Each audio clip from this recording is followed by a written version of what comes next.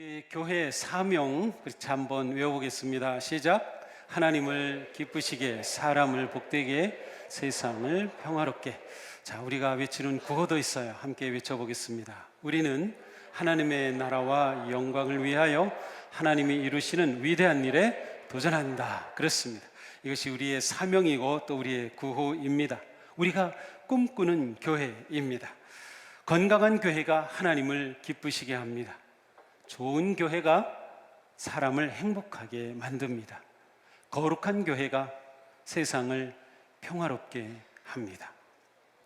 교회는 건물 이전에 예수 그리스도의 이름으로 모인 구속함을 받은 우리 성도들의 이 모임이 바로 교회입니다. 그렇다면 우리가 교회예요. 우리는 모일 때마다 우리가 교회이구나. 이 세상 사람들은 동수교회 하면 이 건물을 보겠지만 사실은 더 중요한 것이 우리를 보는 것이에요. 아, 저 사람들 누구지?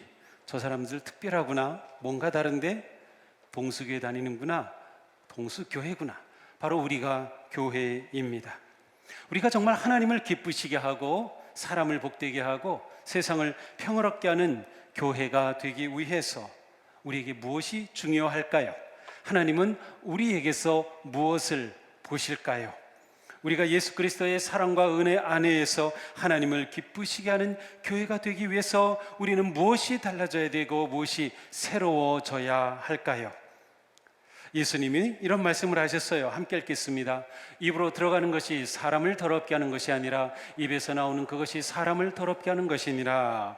자, 이 말씀을 보면서 무엇이 사람을 깨끗하게 하고 무엇이 사람을 더럽게 하는 것일까 생각하게 됩니다. 물론 입에서 나오는 것은 말입니다. 하지만 말이 나오기 위해서는 결국 그 사람의 마음이 중요합니다. 사람을 깨끗하게 하는 것도 마음이고 사람을 더럽게 하는 것도 마음입니다. 예수님의 이 말씀은 마음이 중요하다는 것을 가르쳐주고 있어요. 마음이 중요하다. 우리가 하나님을 기쁘시게 하는 교회가 되는데 마음이 아주 중요합니다.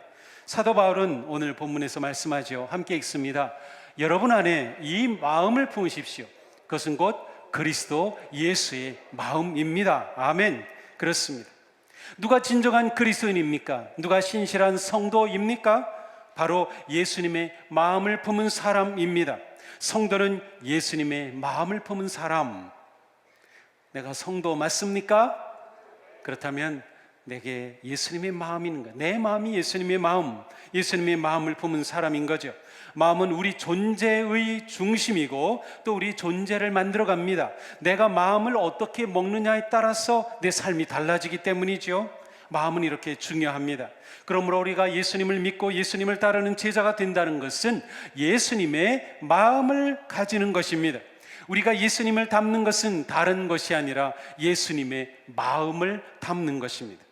하나님은 우리가 예수님 닮기를 원하셔요. 예수님의 마음 닮기를 원하십니다. 하나님이 기뻐하시는 마음은 바로 예수님의 마음입니다. 정말 내 마음이 하나님이 기뻐하시는 마음일까 물어본다면 우리는 내가 예수님의 마음을 닮은 그런 사람인가를 물어보게 되는 것이죠.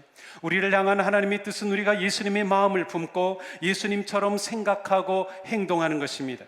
하나님은 우리의 마음, heart, 심장을 원하십니다. 하나님이 만지시고 다루실 때 우리의 마음을 만지시고 다루십니다. 마음이 모든 것의 근원이기 때문이에요. 잠언에도 말씀하죠. 함께 읽습니다. 모든 지킬 만한 것 중에 더욱 내 마음을 지키라. 생명의 근원이 이에서 남이니라. 우리가 마음을 못 지키면 무너집니다. 마음을 못 지키면 실패하는 거예요. 우리가 마음을 잘 지켜야 합니다. 생명의 근원이 여기에 있기 때문이죠. 그러므로 신앙생활엔 마음과 깊이 관계되어 있어요. 마음을 무시하고 신앙생활 할 수 없습니다. 에베소서에 이러한 말씀이 있어요. 함께 읽습니다. 여러분은 옛사람을 벗어버리고 마음의 영을 새롭게 하여 하나님의 형상을 따라 참 의로움과 참 거룩함으로 지으심을 받은 새 사람을 입으십시오. 아멘.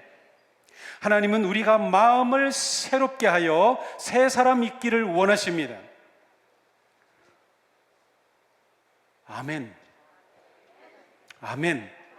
네. 매주일 좀 아멘 아멘 좀 하셔야 됩니다. 제가 자꾸 교육을 하는데 이게 1년 내내 해야 될 것 같아요.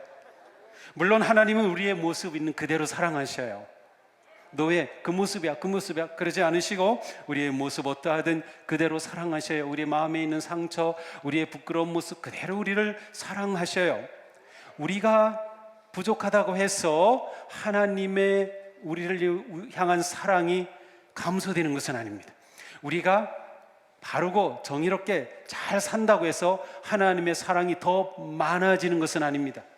더 많아질 것 같죠? 아닙니다. 원래 많으셔요. 원래부터 우리를 향한 하나님의 사랑은 완전하고 충만합니다. 언제나. 그런데 왜 우리가 그러면 바르게 살아야 하는 것일까? 우리가 왜 예수님의 마음을 닮아야 하는 것일까? 그것은 하나님께서 우리가 성장하기를 원하시며 예수님을 닮아가기를 원하시기 때문이에요. 우리가 거룩해지고 우리의 믿음이 자라기를 원하셔요. 우리의 믿음이 자라고 우리의 삶이 거룩해지면 하나님이 우리를 기뻐하셔요. 기뻐하시는 것이 증가합니다. 사랑은 똑같은데 우리가 바르게 살고 거룩해지면 하나님의 기쁨이 많아지시는 겁니다. 이게 중요해요. 우리 자녀 사랑할 때 말 안 듣는다고 사랑이 적어지는 거 아니죠? 착하다고 더 많아지는 거 아니에요. 자녀를 향한 사랑은 똑같아요. 하지만 자녀가 바르게 살고 섬기며 살고 예수님 잘 믿고 하면 너무 기쁜 거예요. 우리 마음이. 하나님도 그와 같아요. 혹시 우리를 보면서 나는 너무 부족한데 변화될 것 같지가 않아. 우리 아이 변화될 것 같지 않아. 우리 가정 변화될 것 같지 않아. 지금 우리 나이가 몇인데 뭐 이런 생각 있습니까? 그런 생각 누가 줍니까? 사탄의 생각입니다. 하나님은 그러한 뜻을 갖고 계시지 않으셔요. 하나님은 언제나 우리 나이가 어떠하든 우리 상황이 어떠하든 우리를 보시면서 내가 예수님 닮기를 원한다, 내가 예수님의 그 마음 갖기를 원한다, 우리가 성장하고 자라기를 원하고 기대하시는 겁니다. 자, 그렇다면 우리에게 원하시는 예수님의 마음, 하나님이 기뻐하시는 그 마음은 어떤 마음일까요? 여러 가지 많이 있겠지만 성경을 보면서 가장 중요한 것이 겸손한 마음입니다. 겸손이에요. 같이 읽겠습니다. 무슨 일을 하든지 경쟁심이나 허영으로 하지 말고 겸손한 마음으로 하고 자기보다 서로 남을 낮게 여기십시오. 아멘. 우리가 닮아갈 예수님의 마음은 겸손입니다. 예수님이 말씀하셨어요. 함께 읽습니다. 나는 마음이 온유하고 겸손하니 나의 멍에를 메고 내게 배우라. 아멘. 예수님은 자신의 마음, 예수님의 마음을 가리켜서 나는 마음이 온유하고 겸손하다. 예수님이 그렇게 말씀하셨어요. 그리고 이 마음을 배워라. 겸손을 배워라. 온유함을 배워라 라고 말씀하셨습니다. 예수님이 남기신 모든 말씀, 예수님이 남기신 모든 그러한 행적 다 우리를 위한 본으로 보여주신 것인데 바로 그 핵심은 겸손입니다. 사도 바울은 예수님의 이 마음을 아름다운 찬양의 시로 표현하였습니다. 오늘의 본문은 사실 초대교회가 불렀던 아름다운 찬양시입니다. 예수님은 하나님과 본질이 같은 분이셨지만 하나님과 동등한 존재가 되지 않으시고 우리 가운데 오셨음을 노래하고 있어요. 자, 하나님과 본질이 같으신 분이셨어요. 그런데 하나님과 동등함을 당연하게 여기지 않으셨어요. 그래서 자기를 비우시고 종의 모습을 가지시고 자기를 낮추셔서 어디까지? 죽기까지. 어떻게 죽기까지? 십자가에 죽기까지. 가장 저주받은 죽음에까지 낮아지셨어요. 자, 우리가 여기서 이 흐름을 봐야 합니다. 위에서부터 점점 내려오고 있어요. 예수님은 이 땅에 오셔서 삶의 방향이 낮아지시는 방향으로 계속 걸으셨어요. 낮아지시는 길을 계속 걸으셨어요. 그것이 예수님의 마음의 핵심입니다. 우리가 닮아야 할 예수님의 마음은 겸손입니다. 겸손은 자기를 비우는 것입니다. 나를 비우지 않고서는 겸손이 불가능해요. 케노시스라는 이 단어는 바울에게 굉장히 중요한 개념인데 자기를 비우는 거예요. 그런데 이 비움은 단지 비움이 아니라 체험으로 이어집니다.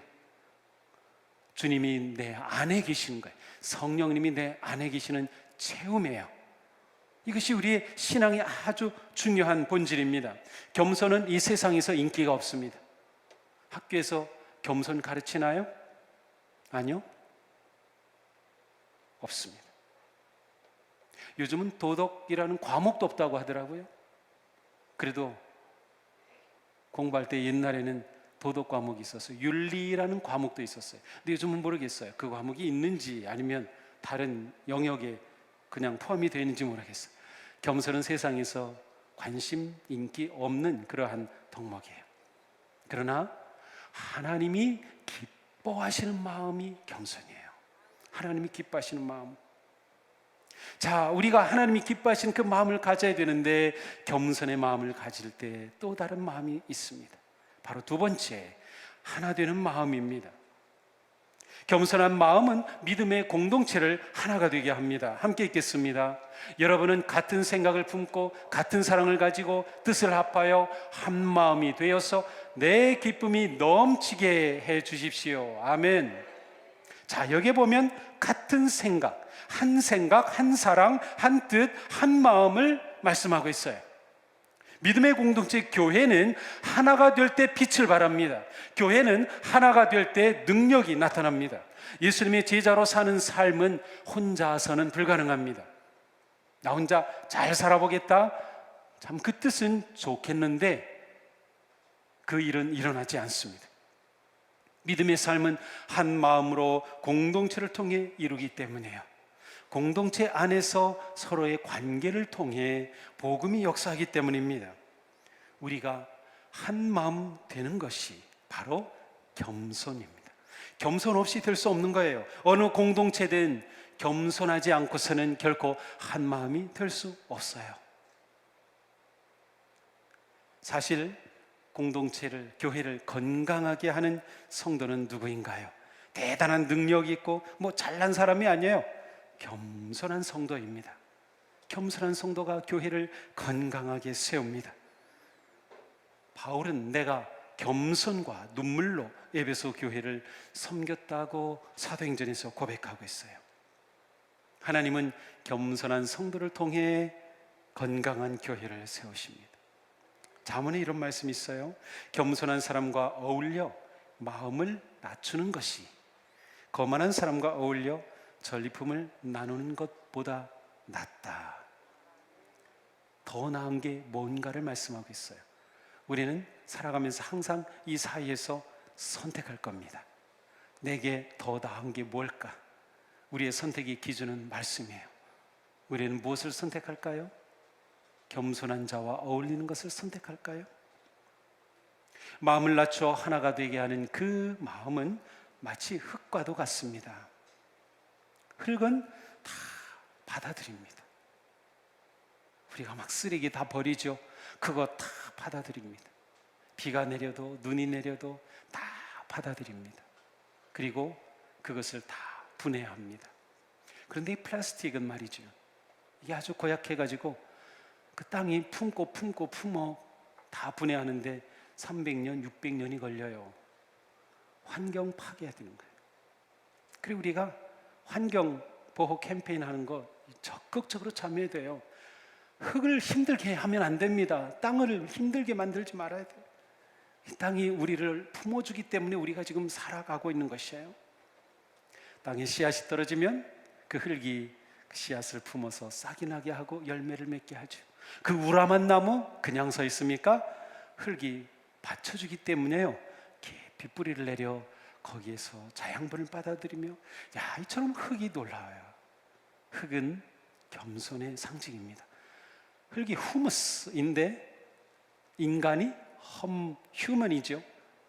여기서 와서 흙에서 왔어요. 하나님이 흙으로 사람을 빚으사 겸손, 험블도 같은 어원을 가지고 있어요. 흙과 같은 마음, 바로 겸손이에요. 그와 같을 때 한 마음이 될 수 있는 것이죠. 겸손하신 예수님은 우리의 죄를 홀로 다 받으셨어요. 겸손하셨기 때문에 다 받으셔서 그 죄를 사하시고 우리 안에 새로운 생명을 창조하셨어요. 예수님의 겸손, 그 마음이죠. 한 뜻을 품고 한 사명을 향하여 거룩한 교회로 달려나가는 우리가 되는 것은 겸손한 마음을 품을 때 가능합니다. 하나님이 기뻐하시는 마음, 겸손하여 한 마음이 되는 것, 그 마음을 기뻐하십니다. 또한 하나님께서는 남을 낮게 여기는 마음을 기뻐하셔요. 우리 함께 읽어보겠습니다. 자기보다 서로 남을 낮게 여기십시오. 아멘. 겸손한 마음은 남을 낮게 여기는 마음이에요. 시옷입니다. 지읒을 사용하면 반대입니다. 남을 낮게 여겨요. 남을 낮게 여기면 안 됩니다. 남을 낮게 여긴다는 것은 무엇이에요? 존중한다는 뜻입니다.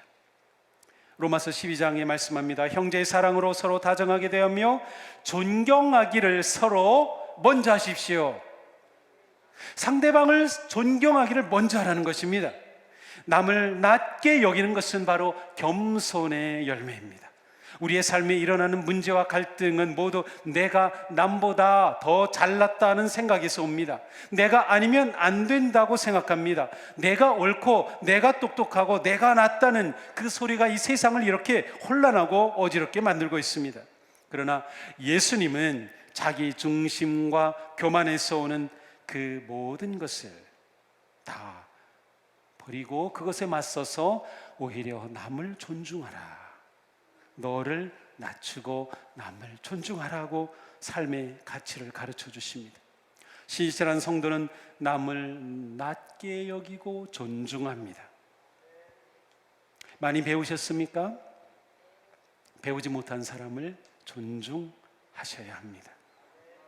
많이 가지고 있습니까? 가난한 사람을 존중하셔야 합니다. 건강합니까?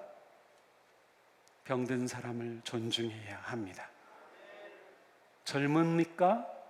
나이 많은 분들을 존중해야 합니다. 연세가 많으십니까? 젊은 사람들을 존중해야 합니다. 여자이십니까? 남성을 존중해 주십시오. 남자이십니까? 여성을 존중하셔야 합니다. 이 세상의 모든 갈등과 문제, 아픔이 바로 존중하지 않기 때문에요. 남을 낮게 여기지 않기 때문이죠.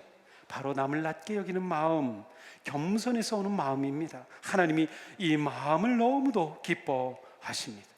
겸손한 분들의 공통점이 있어요. 그분들은 하나님을 인정하는 분들입니다. 왜 겸손과 하나님의 인정이 연결이 될까? 하나님을 인정하면 내가 이렇게 된 것이 내 힘이 아니고 하나님의 은혜구나. 내가 이렇게 배운 것이 하나님의 은혜구나. 내가 이렇게 힘이 있는 것이 하나님의 은혜구나. 그러니 그것을 자랑하는 것이 아니라 나에게 이 힘을 주시고 나에게 이 지식을 주시고 나에게 이 능력을 주신 것은 바로 다른 사람을 존중하라고 주신 거구나를 알기 때문에 내 삶에 언제나 하나님을 인정하는 것, 그 사람은 자기가 누리는 것을 당연하게 여기지 않습니다. 주님의 은혜라고 고백을 하죠. 예수님은 하나님과 본질이 같은 분이심에도 불구하고 그것을 당연하게 여기지 않으셨어요. 낮아지시고 내려오셔서 십자가를 지셨습니다. 바로 우리를 존중해 주시기 위해서 자신을 낮추신 것입니다. 남을 낮게 여기는 마음, 하나님이 기뻐하시는 마음이에요. 오늘 이 자리를 떠나는 순간부터 다른 사람을 존중하는 그러한 마음을 가지고 한번 실천해 보세요. 맨 처음 누구를 만날까요? 그래요. 집에 들어가는 순간 누구를 만날지 모르죠. 밖으로 나가는 순간 내가 이분을 소중하게 여기고 존중할 수 있을까? 하나님이 기뻐하시는 네 번째 마음은 다른 사람에게 유익한 마음입니다. 우리 함께 읽어보겠어요. 여러분은 자기 일만 돌보지 말고 서로 다른 사람들의 일도 돌봐 주십시오. 아멘. 자, 우리가 사는 이 세상은 자신의 이익을 추구하며 자기중심적이고 그리고 이기적인 그러한 힘이 이 사회를 이끌어갑니다. 근데 자기의 이익을 추구하는 것, 그것 자체가 나쁜 것은 아닙니다. 자기의 이익을 추구하는 것이 나쁜 것이에요. 내게 좋은 것을 추구하는 것. 회사를 운영할 때 더 많은 이익을 남겨야죠. 직장에서 돈을 잘 벌어야죠. 우리가 살면서 나의 유익함을 추구하는 게 나쁜 것은 아니에요. 자, 그런데 그것으로 끝나지 말라는 것이에요. 그것보다 더 나쁘게 되어도 안 되고 그것보다 더 나아가야 된다는 것이죠. 무엇을 말합니까? 나만을 위한 유익을 취하지 말라는 것이에요. 다른 사람에게도 유익한 존재가 되라는 거예요. 내가 어떻게 다른 사람에게 유익을 줄까 하는 마음을 가지라고 하는 것이죠. 자신의 이익을 위해서 남에게 해를 끼친다? 그것은 잘못된 것이죠. 나의 이익을 위해서 거짓을 행한다, 속인다, 다른 사람에게 고통을 준다, 이것 잘못된 것입니다. 이것은 당연히 버려야 합니다.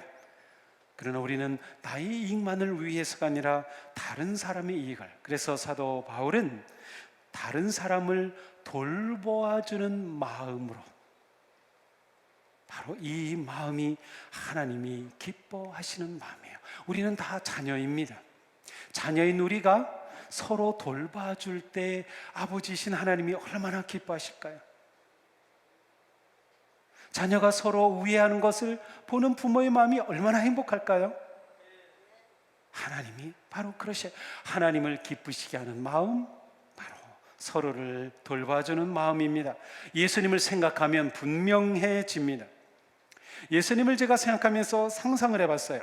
예수님이 단 한 번이라도, 단 한순간이라도 다른 사람들을 위하지 않고 완전히 이기적으로 자신만을 위해서 무엇을 하신 적이 있을까? 아무리 상상해 보려고 해도 상상이 되지를 않아요. 저는 상상을 하려고 무진장 노력하는 그러한 삶을 살고 있거든요. 항상 설교할 때도 상상력을 자꾸 동원하려고 하고, 목회할 때도 상상력을 동원하려고 하고, 보통 세상에서는 이런 걸 아이디어라고 말해요. 창의적이고 번뜩이는 그런 아이디어 같은 거.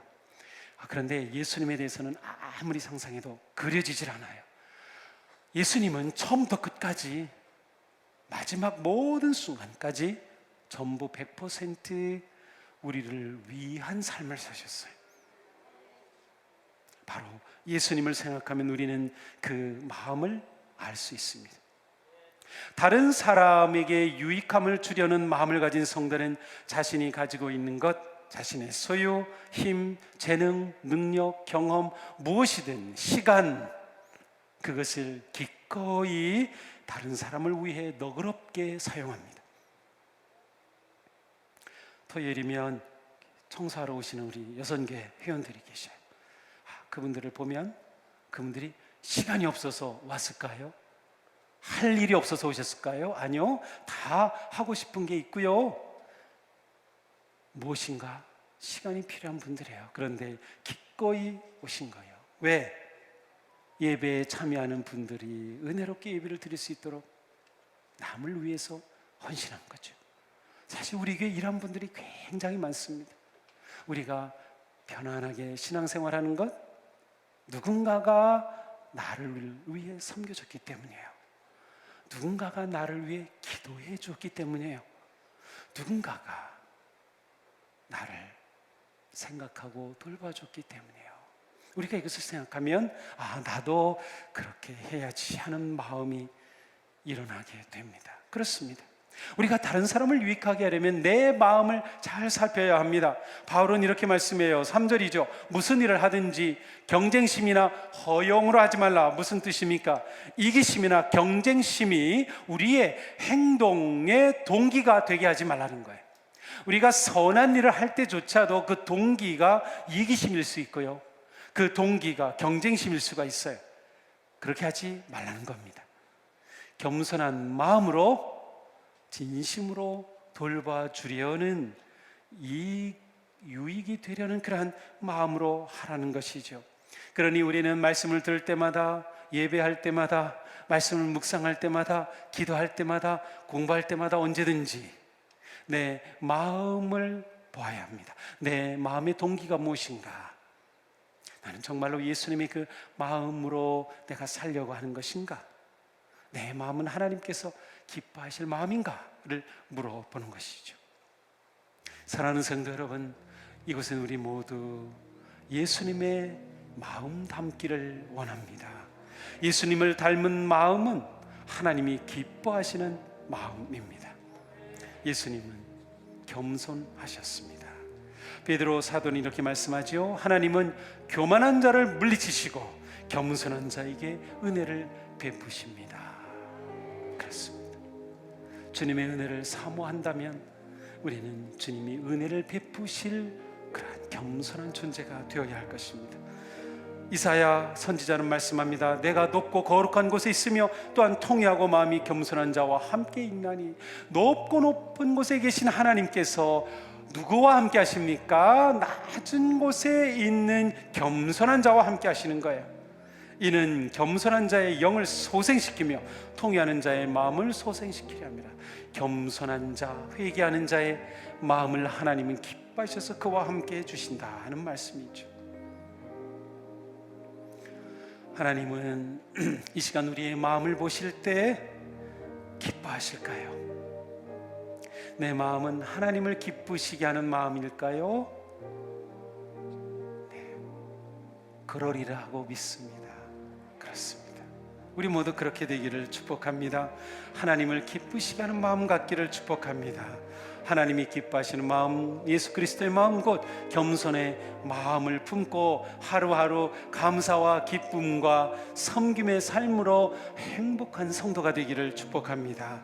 코로나 위기와 어려움 속에서도 우리가 겸손한 마음을 가진다면 우리는 이 어려움 중에도 누군가에게 힘이 될 수 있고 누군가를 도울 수 있고, 그리고 우리가 한 마음으로 하나님이 기뻐하시는 교회를 세워갈 수 있습니다.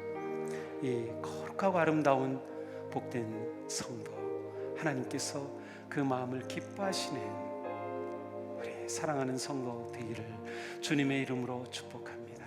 기도합시다.